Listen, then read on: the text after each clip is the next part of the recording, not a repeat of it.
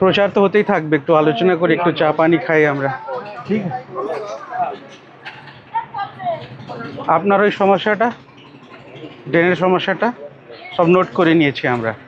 আমরা যেখানে গিয়েছি সবাই অনেক সমস্যা, সেখানে তো সমস্যাই সমস্যা, কিন্তু সবথেকে বড় সমস্যা এসআইয়ের যে নাম বাদ দিয়ে দিয়েছে।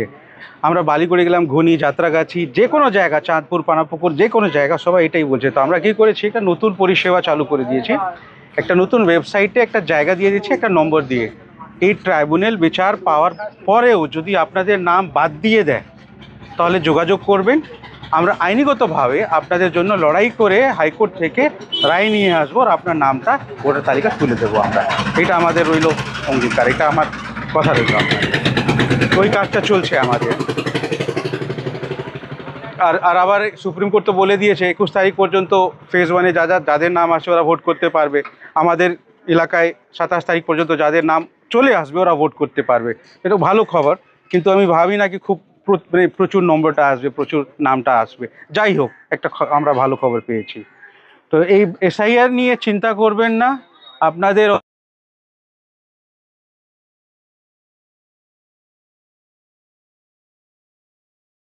হয়রানি হচ্ছে, কিন্তু আইন আছে, আমরা ওইটা করতে পারি, আমরা ওইটা করব আপনাদের জন্য। বলুন।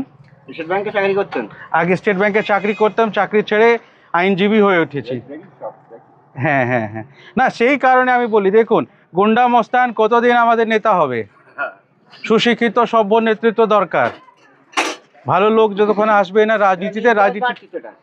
আমি নির্দল, আমাদের পার্টির এই রেজিস্ট্রেশনটা চলছে, আমাদের পার্টির নাম শিক্ষা সমৃদ্ধি পার্টি, সবার শিক্ষা সবার সমৃদ্ধি, কিন্তু আমাদের রেজিস্ট্রেশনটা আসেনি, সেই কারণে আমি নির্দল এই বছর নির্দল দাঁড়িয়েছি। আর নির্দল ওদেরকে বুঝিয়ে দেবো আমরা কি জিনিস, ওরা বুঝে যাবে কি আমরা কি জিনিস, আমরা কি করতে পারি, আর আমরা করছি। এই বছর একটা ইতিহাস, আমরা ইতিহাস গড়ব পশ্চিমবঙ্গে, নির্দল প্রার্থী বিধায়ক হবে। আপনাদের আশীর্বাদ দরকার শুধু।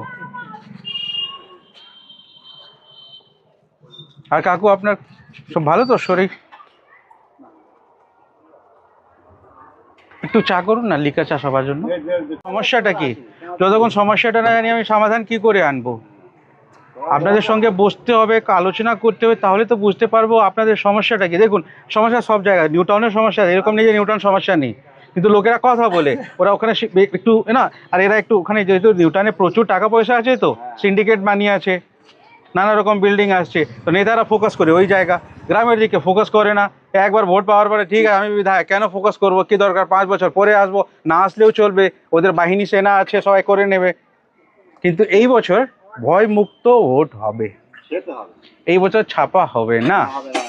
তাহলে তাহলে আমরা দেখব কি এই যে নেতারা কি করে বিধায়ক হয়। আমি শুধু এই অঞ্চলে এই বিধানসভায় কথা বলছি না, পুরো পশ্চিমবঙ্গের কথা বলছি। এই বছর ভয় মুক্ত ভোট হবেই হবে। জয়ললিতা এই কথা বলেছিল যে এতে ভোট ব্যালটে একমাত্রই বলেছিল, আর কেউ বলেনি, কিন্তু হয়নি। এই বছর হবে, হ্যাঁ হলে জিনিসটা ভালো পরিষ্কার একদম হবে এই বছর, আপনি দেখবেন। আমি আগে নেতা ছিলাম, হ্যাঁ আমাদের পার্টি জয়েন করে নেবেন, এসএসপি পার্টি, শিক্ষা সমৃদ্ধি পার্টি। আপনাদের মতন দরকার, আপনার অভিজ্ঞতা আছে তো। এখনো নাম আছে, কোনো বিজেপি সিপিএম যে কোনো কিছু ওকে ডাকে, সম্মান দেয়। এখন আমি সেইভাবে কাজ করি না এখন। তাহলে তো আপনাকে টেনে নিয়ে যাব আমরা, আপনার আশীর্বাদ থাকবে আমাদের পার্টির উপরে, আমরা অনেক কাজ করতে পারবো। সব ভালো দেখেন, আমাদের কোনো ঝামেলা। কাকা কাকা আমি তো মিডিয়াতে বলে দিয়েছি, আপনাদের জন্য বলছে মনে করবেন না, এই রেকর্ড করা দরকার নেই। আমি বলি কি, জয় বাংলা জয় শ্রীরাম দুটো গোপনে হয়েছে বন্ধু, জয় বাংলা জয় শ্রীরাম দুটো গোপনে হয়েছে বন্ধু, আর আমাদেরকে করে ফেলেছে মুসলমান আর হিন্দু। বুঝলেন কথাটা? বিজেপি একবার হিন্দু হিন্দু করলো, এরাও মুসলমান করতে চালু করে দিয়েছে।